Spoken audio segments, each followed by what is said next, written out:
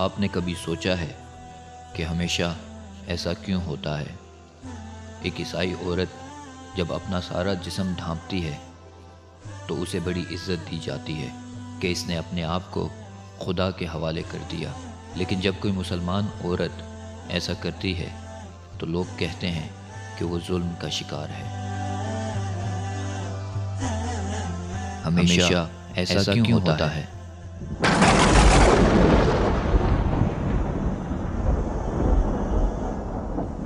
ایک یہودی یا سکھ داڑھی رکھتا ہے تو وہ اپنے مذہب پر چل رہا ہے، لیکن جب کوئی مسلمان داڑھی رکھتا ہے تو وہ دقیانوسی اور قدامت پسند کہلاتا ہے۔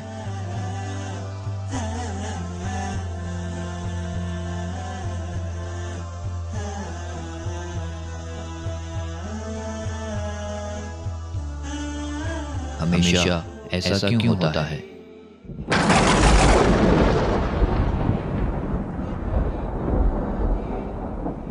جب کوئی عورت گھر پر سارا وقت گزارتی ہے اور اپنے بچوں کا خیال رکھتی ہے تو وہ بہت اچھا کام کر رہی ہے۔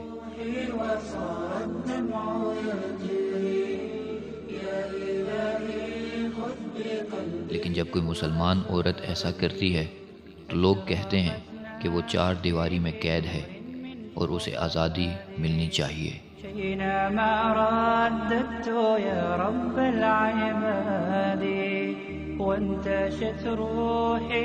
ہمیشہ ایسا کیوں ہوتا ہے؟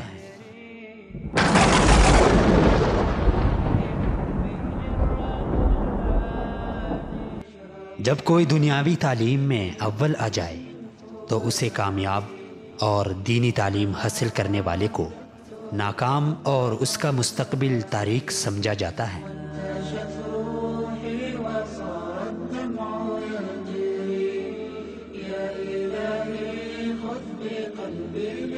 ہمیشہ ایسا کیوں ہوتا ہے؟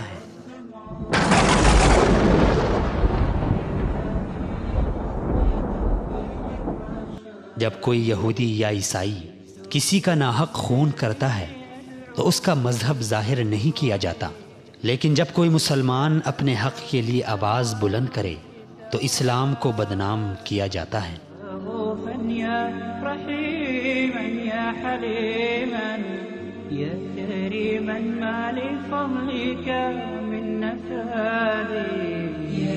ہمیشہ ایسا کیوں ہوتا ہے؟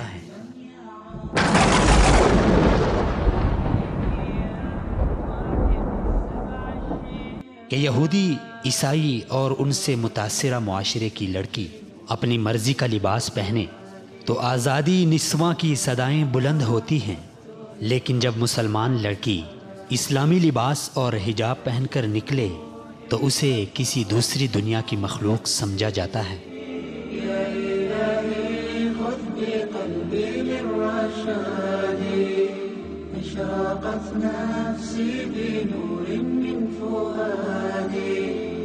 ہمیشہ ایسا کیوں ہوتا ہے؟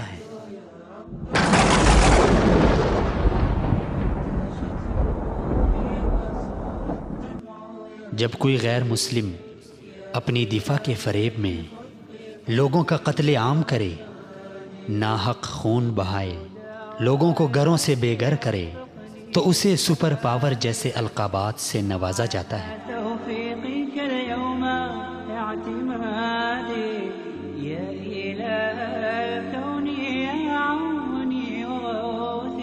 لیکن جب کوئی شامی، عراقی یا فلسطینی مسلمان اپنی جان پر کھیل کر اپنے بچے کو گولی لگنے سے بچاتا ہے، اپنی ماں اور بہن کی عزت بچانے کے لیے دشمنوں سے لڑتا ہے، اپنے گھر کو آگ لگائے جانے سے بچاتا ہے تو اسے دہشت گرد کہا جاتا ہے۔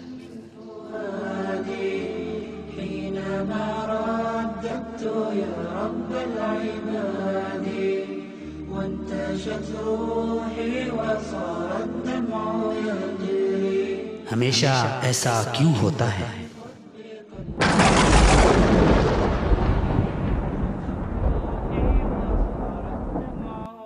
کہ لوگ اخبار اور میڈیا کی جھوٹی خبر پر اندھا دھند یقین کر لیتے ہیں، مگر قرآن پاک اور احادیث مبارکہ کے حوالے سے شک برے سوالات اٹھاتے ہیں۔